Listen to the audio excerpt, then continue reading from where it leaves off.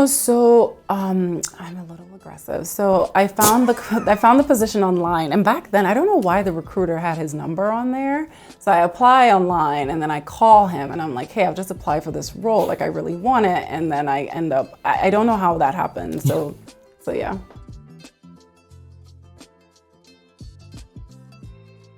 Graduate from Columbia, doing economics. Yes. But then you now go into your first professional job or internship? It goes from internship to professional job as junior economic advisor. And you're also doing your master's? At that point, I'm done with my master's, and I become a junior economic advisor for the Nigerian mission to the United Nations. And you are 21-year-old with a master's? At that point, I must be 22. With a master's? Yes. Awesome. Obviously, like you said, you're not smart. Cool, good. So then you now decide it's not for you. You don't want to be on the poly side. You want to go private. At the time, I'd worked for Citigroup, not JP Morgan. I worked for Citigroup interning in undergrad. So I decided to apply for a role at Citigroup. And while I'm waiting for that is when I start thinking about, like, do I really want to be in banking? Like, I really love J. Crew. And I've said this so many times. I start to Google corporate jobs in fashion because I knew I couldn't go work. It's a stretch for me to go from being an economist to going to work in the stores. And that's where I find like an executive training program with the department store in the US. And somehow a miracle happens and they hire me into this executive training program. But you sure it wasn't your resume? I don't know what it was. I think it was favor. I'm a person of faith, so I definitely, but I think it was just, I don't know what it was, but I get hired. So was it like an executive, you start and then you've got a clear road to become? It's more like, it's sort of like you start in a cohort of like 10, 15 people and they put you in different parts of the business, like a rotation program. Got it. But it's what most people do. So like the American department store is the foundation of fashion in America. So Macy's, Bloomingdale's, what used to be Lord & Taylor. And their executive training program produced a lot of the great CEOs today. So you start out there. Wow. And then you choose a path. Do you want to do buying, merchandising, planning, whatever? And that's kind of how I got my start. And you applied. So was it like an assessment day or was it? No. So I'm a little aggressive. So I found the position online, and back then I don't know why the recruiter had his number on there. So I apply online, and then I call him, and I'm like, hey, I've just applied for this role, like I really want it, and then I end up I don't know how that happened. So yeah. So you get the role, which is very hard to get. Yes. Many people would have died for the opportunity. Yeah. And you were one of 10 that year. I think there were like 12 that year, but yes. And I was the only, was there another black girl? If she was there, I don't remember. But like there was literally like, it was like, there were three black people, I remember. And then everyone else was white. So yeah, it was good though. Because that's 2010. So they get you in, but they can't keep you. So like slowly everyone left. And by the time we were done, it was just me and one other girl left. And how many years was that program? It's 6 months. Oh, and then they put you in the business, yeah. Oh, so once they got in the business, they didn't have to stick around. Yeah, because it's a very tough industry. People don't realize that about fashion. Mm-hmm. So at this point then, within yourself, Were you telling yourself that, okay, I'm successful or I have achieved? Like, I never tell myself that. Who even tells? I don't know. I never get comfortable with success. It's always like it's not that I'm content. I'm very content. But when it comes to success, of course, it's like, thank God for this or that, but there's always more. And when I say there's always more, it's not like I'm not content. It's just, okay, what's that next thing now that, I'm looking to do or strive for? But yes, I wish I could just pat myself on the back, like look in the mirror and tell yourself, girl, you've... Yeah. It's not you. No. Gotta keep moving. No. It's the Nigerian in you. We don't stop. No, I know. Nigerians hustle hard. Yeah. So. Okay, great. Yeah. So we finished the program. How long do you stay at the American? So I was at Lord & Taylor for almost 12 years. So in my mind, in my mind, the logic was maybe 11 years. The logic was I would do this program. I would do it for go into the business for like a year or two. And then I would go back to get a PhD in behavioral economics, right? Because remember, I had my master's at this point. And fashion was very much fascinating because it was like, why did you pick the blue sweater versus the green? Why? Oh, whatever. Wow, you went to that. So I was very much interested in like the behavioral aspect of fashion. But then I fell in love with actual fashion. And then I wanted to become a buyer, and I got very fortunate to become the designer buyer at the time. So This is before Instagram, before bloggers. And so buyers used to go to fashion shows and be in the front row. So it was the most coveted job in the industry, so to speak, being a buyer, and I loved it. And then there was a math component, right? Because you had to manage budgets of 60, 100 million, whatever your budget was, and I loved that part of it as well. So it was a perfect combination of like. So what year in the 11 years did you become a buyer? Year 5. I became a buyer in year 5. And is that quick? I would say it's actually, most of the people who started with me who were not Black got it in 4 years. So I don't want to, it's not a race thing, but my point is just like, it took me a little longer. I also knew I didn't want to be a buyer for like kids' toys, right? I love fashion, so I wanted to wait for a buying job that was like more suited to what I wanted to do. And that's a global, you're moving around, or is it just US based? It's US based, but you know, if some of your brands, depending on where your brands are based, so if you have brands in Europe, so at the time I worked for, I had a lot of brands with the Arcadia group, so Miss Selfridge and all of that. So I'd be in London quite often for market, what they call market. So you go pick out the clothes. Awesome. Yeah. So now you're loving what you do. Loving it. And sort then of, yeah. You're 11 years in, and then what's next? So I've been a buyer for about 6 years, and I knew, so after you're a buyer, then you become what they call a DMM. So essentially you then oversee a group of buyers, but that meant you weren't in the market picking out the clothes anymore, right? And that's what I really loved. And that's when I decided I wanted to move into strategy. Because remember, like, I'm an economist at heart. I love numbers. I love strategic thinking. And that's when I decided to go back to school and get into the program at Harvard Business School. And that's sort of when the pivot happens into strategy. And that's MBA? It's an executive, yeah. Oh, yeah, okay. So it was a 1-year program versus like your typical, because at this point I remember I'm like 30, early 30s. And so stopping to go do a 2-year MBA just was not it for me. So I decided to do a 1-year program where you stop, you go, you stop, you go. And that's kind of when I pivoted into strategy. Wow. So so from an academic perspective, even though you're not smart, so being at Columbia doing your master's, was there a distinct difference between the kind of people you were so exposed to at Harvard? I mean, I think at Columbia I was a baby. I was 21, right? 22. So the things that matter, and I say to people, I think it's good that you work a little bit before you go back for a second degree, because you need that context to be able to contribute well, right? So I was the youngest in my class at Columbia, and I was one of the youngest in my class at Harvard as well. Because at an executive MBA level, you need to have had like 10, 15 years of experience. But we had this young cohort, and we weren't young, we were all like in our early 30s that were part of the program. But at that point, I had industry experience, right? So, yeah.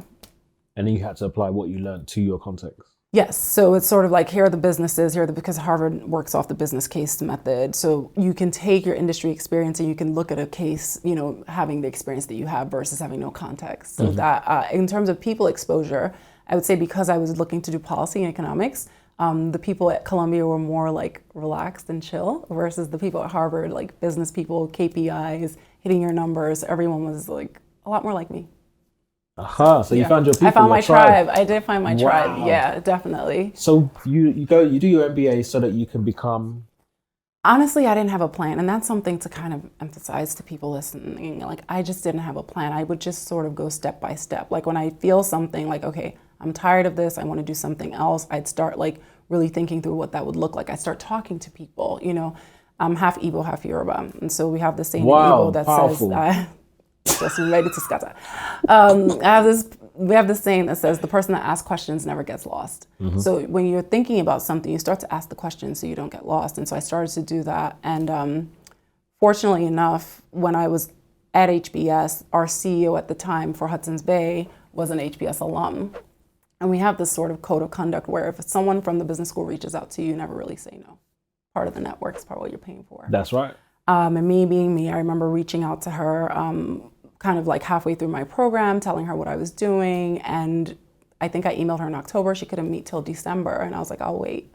So I went and I met her and I told her my story. And so shortly after, a role became available on like her extended team. And I got hired into that role. Or I got interviewed and I got hired into that role. So wow, that's kind of how it's power of the network, building the network, letting people know what you're working on. So you ask why people don't get promoted, it's because no one knows what you're doing.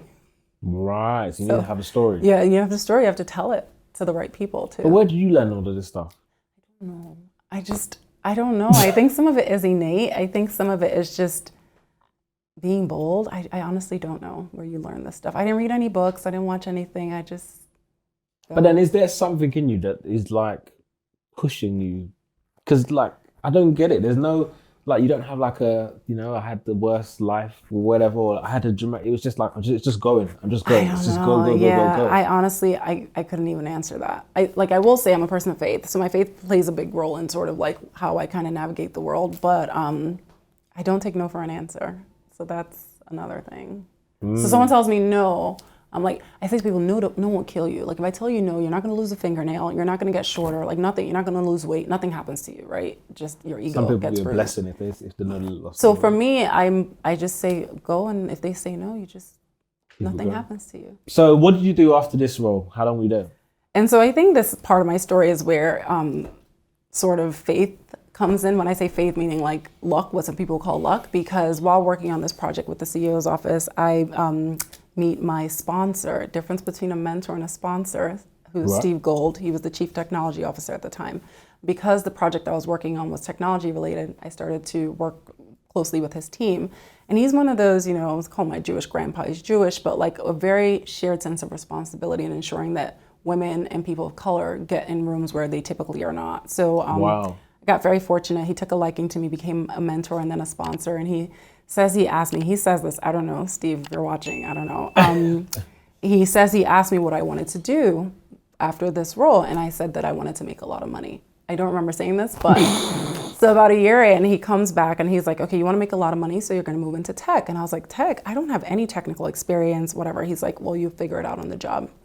And this is very important because when you look at my progression, you look at my resume, that's very, you're like, how did she get there? I got someone who believed in me and gave me the platform to get where I am today. So I think whether it's you, yourself, or myself, like always looking for people to move ahead, right? Like it's not enough that I've made it. It's now like, who else can I bring along? And Steve brought me along. And so he put me in this sort of like data governance role. And he believed in me, even though I had never done the job before. And he put me with a woman named Roop, who mentored me. Long and short of the story, that was February of 2020. And then the pandemic happened in March. Right.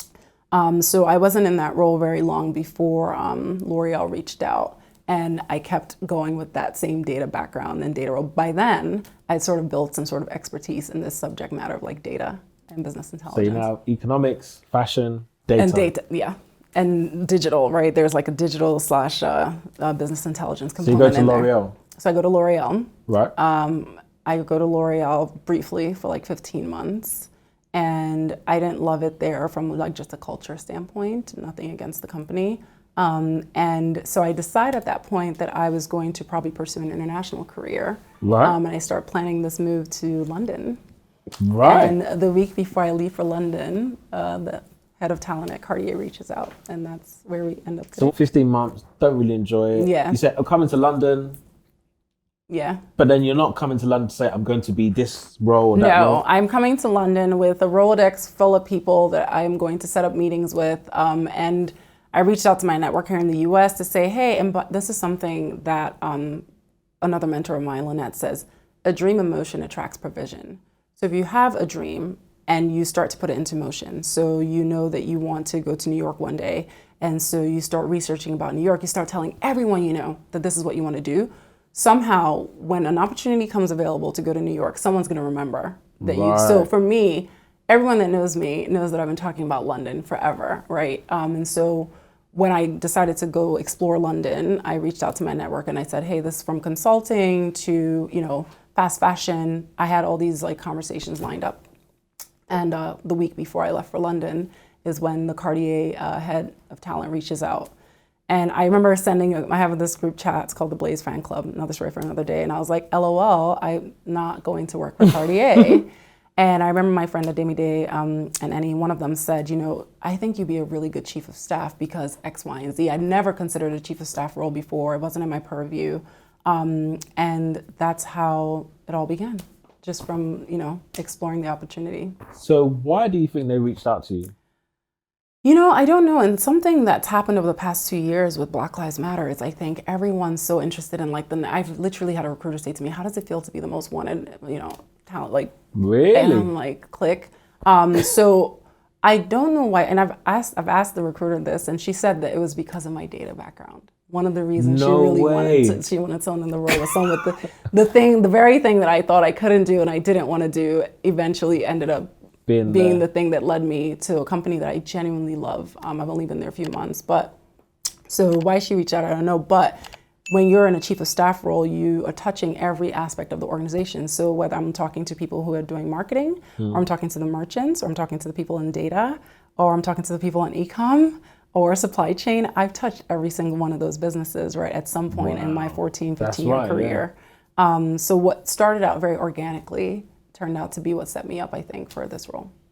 So, and also I feel like because of the breadth of knowledge and the depth that you have, it's almost like this could only be where you're going. You couldn't literally do anything less. Yeah. You've done so much. It's almost like, right, so, sorry, it's just now clicking in my head. So in order for someone to be where you are, because I think we asked the question before, yeah, and you said, oh, but my path is not, it's a bit random, it's not consistent. But actually, because I think I heard a statistic that the baby boomers would have a job for life, etc., whereas our generation we'll probably have, I think it's like 7 roles in our lifetime. We'll never be in the same. And don't get me started with Gen Z. So yes, in our generation, and then there's Gen Z. They're like, oh, 2 months in, oh, gotta go. Yeah, that's it. I'm an influencer now. Yeah, so sorry, shots fired. No shit, take cover. Yeah. So I feel like, so if someone wants to be you, so actually the answer is that you need to be willing to do stuff that in the moment may not make sense. You come from a place of yes.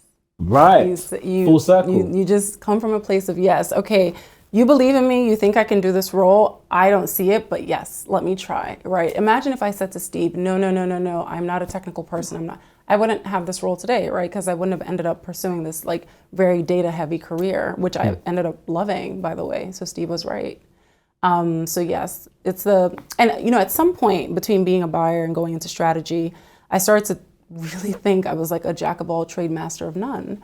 Someone recently said to me that saying is jack of all trade, master of none, better at some, or I forget what it is, but better. Yes, it's better to have some than none. Better at it at some than none, basically. So even though I felt like I was a jack of all trades, someone needs to look that up, but it's a really nice saying. It doesn't end at jack of all trades. That's correct. When I found out I was violated, I was like, all these years. Yeah, all these years I've been saying to myself, I'm a jack of all trades, master of none, but I'm actually better at some than a master of one. There it is. There it is. Yeah. See? So I started to embrace that. And I think a chief of staff role definitely allows you to touch everything. So yeah. Brilliant. It's like ADD of your career. So obviously, because I know you just started, I know you can't probably really answer this question, but what does the future look like? Are you I'm going to be this in 5 years. No. Or are you just Have you heard anything I've said the past? I literally do not know. And I think that's part of the joy. It's just being open, working very hard. So like I work hard. I'm sure everyone does. But yeah, I don't know what it is. I think obviously being CEO one day could be in my future. But it's just one step at a time. I remember being with a group of people and they're like, what's your 5-year plan? I was like, I don't know what my 5-minute plan is. Like, we'll see. That doesn't mean you don't plan. I'm very strategic. I'm very strategic with people that I, align with. But that being said, there is a plan and I'll figure it out as I go along. Exactly. Or the plan will find you. As it has for me, very fortunately, all these years. Yeah. Excellent. Well, this has been brilliant speaking to you. Okay. And this is definitely part 1 of probably like 10. But I have to come back and we need to have dinner and we need to really break this down. Because you're just saying so much and you've done so much. And you're just like, little giveaways. Maybe when I'm in London next, we can sit and talk because I come to your hood quite often. But yeah, it was a pleasure. We're really great to have you on the show and we look forward to all the great things you're about to do. Thank you. Thank you for having me. Appreciate it. So my day job as a global DEI customer engagement leader, and DEI stands for diversity, equity and inclusion for anyone that's not familiar, is a new role. It's a new role. It's completely new in this DEI industry. It's new for Amazon as well. So my role is to partner with our customers on anything and everything to do with inclusion and diversity and equity. And that can look at thought leadership, that can look at exec engagements, but then that also goes all the way to the other spectrum, such as community work. So projects internationally, projects with partners in neighborhoods and communities. And it can also look in between at events, conferences, summits, anything basically that helps Amazon and our customers fulfill their inclusion aspirations. For